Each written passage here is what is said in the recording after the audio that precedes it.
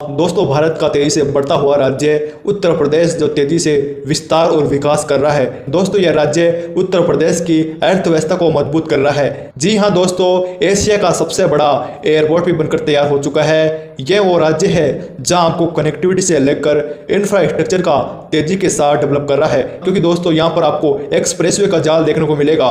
Airport के मामले में सबसे ऊपर मेट्रो और रैपिड जैसे कई आधुनिक विकास को कई रफ्तार से आगे बढ़ रहा है, इन विकास के कार्यों में आगे निकल रहा है। तो दोस्तों चलिए आज हम उत्तर प्रदेश के 5 सबसे बड़े मेगा प्रोजेक्ट के बारे में जानते हैं। कुछ तो ऐसे प्रोजेक्ट हैं जो अभी 2-3 महीनों के अंदर ओपन होने वाले हैं और कुछ ऐसे हैं जो 2026 तक ओपन हो जाएंगे। तो चलिए फिर शुरू करते हैं। उत्तर प्रदेश तेजी से विकास कर रहा है, विकास के मामले में सबसे आगे निकल रहा है। यह देखना सुखद है कि विकास विविध है। दोस्तों, दिल्ली एनसीआर के लोगों के लिए यह तो बड़ी खुशखबरी है, क्योंकि एयरपोर्ट शुरू होने के लिए इंतजार की घड़ियां खत्म हो चुकी है। जी हाँ गाइस, अब जेवर में बन रहे नोएडा इंटरनेशनल एयरपोर्ट का निर्माण 98% पूरा हो चुका है। बचे हुए काम को 15 अक्टूबर तक पूरा कर लिया जाएगा। इस हवाई अड्डे का निर्माण 4 चरणों में किया जा रहा है। मतलब दोस्तों, पहले चरण में 12 मिलियन यात्रियों को यह सेवा प्रदान करेगा। जैसे जैसे इसके चरण पूरे होते जाएंगे वैसे वैसे यात्रियों की संख्या बढ़ती जाएगी। दोस्तों, ये एयरपोर्ट गौतम बुद्ध नगर,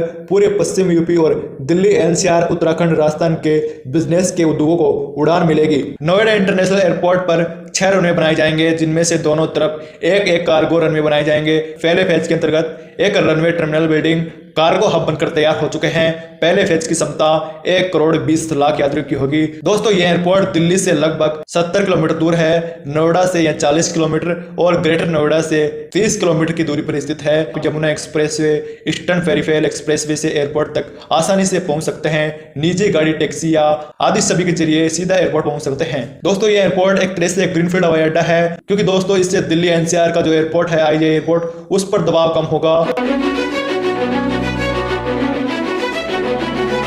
दिल्ली मेरठ आरटीएस या रिंजल रैपिड ट्रांजिट सिस्टम जो 82 किलोमीटर लंबा है, जो एक तरह से semi high speed rail corridor है। यह गाजियाबाद, मेरठ और दिल्ली को जोड़ता है, जिसके देखरेख राष्ट्रीय राजधानी क्षेत्र परिवहन निगम यानी एनसीआरटीसी कर रहा है। दोस्तों, दिल्ली और मेरठ के बीच अब यात्रा काफी सुगम होने वाली है, क्योंकि दोस्तों लंबे समय से प्रतीक्षित नमो भारत और मेरठ में मेट्रो का जल्द ही अनावरण होने वाला है। इन सुविधाओं के शुरू होने से यात्रा का समय काफी कम हो जाएगा, यात्रा में वृद्धि होगी, यात्रा आसान होगी, जिससे निर्बाध कनेक्शन मिलेगा, आधुनिक हाईटेक सफर होगा। दोस्तों, यह सेवा मेरठ मेट्रो के समान ही पटरी पर चलेगी। मतलब दोस्तों, जो मेरठ मेट्रो है और आरटीएस एक ही ट्रैक पर चलेंगे, ऐसा पहली बार देखने को मिल रहा है। दोस्तों, इस कॉरिडोर के आसपास जमीन की कीमत पहले से बढ़ रही है। इसके अलावा दोस्तों, गाजियाबाद में भी ऐसी वृद्धि देखी जा रही है। इस कॉरिडोर से औद्योगिक क्लस्टरों को मजबूती मिलेगी।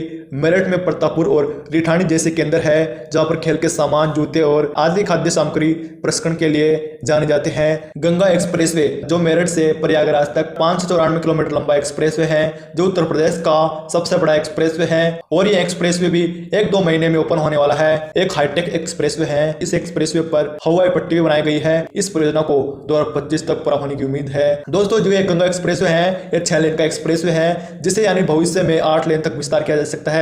मतलब आगे तक इसको बढ़ाया जा सकता है। इस तरह से इसे बनाया जा रहा है। इसके साथ ही स्थानीय ग्रामीण यातायात को सुगम बनाने के लिए हर तरफ 3.75 मीटर चौड़ी सर्विस रोड का भी निर्माण कार्य चल रहा है। दोस्तों, इस एक्सप्रेसवे का विस्तार आगे हरिद्वार तक किया जा रहा है, जिसका काम जल्द ही शुरू होने वाला है, और इसके पहले चरण का काम लगभग पूरा हो चुका है। फिल्म सिटी का विकास यमुना एक्सप्रेसवे के किनारे सेक्टर 21 में कुल 1000 एकड़ क्षेत्र में किया जा रहा है। दोस्तों, निर्माण स्थल भू तकनीकी सर्वेक्षण लगभग पूरा हो चुका है और कंपनी द्वारा अगले कुछ दिनों में अपनी भवन योजना पर प्रस्तुत करने की उम्मीद है। सभी स्वीकृतियां प्राप्त होते ही इसका निर्माण आधिकारिक रूप से शुरू हो जाएगा। लखनऊ मेट्रो के 2 चरण है। केंद्रीय मंत्रिमंडल ने उत्तर प्रदेश में लखनऊ मेट्रो रेल विकास परियोजना के चरण 1B को मंजूरी दे दी है। यह नया कॉरिडोर 11 किलोमीटर लंबा होगा। इसमें 12 स्टेशन होंगे, जिनमें से 7 भूमिगत होंगे और 5 एलिवेटेड होंगे।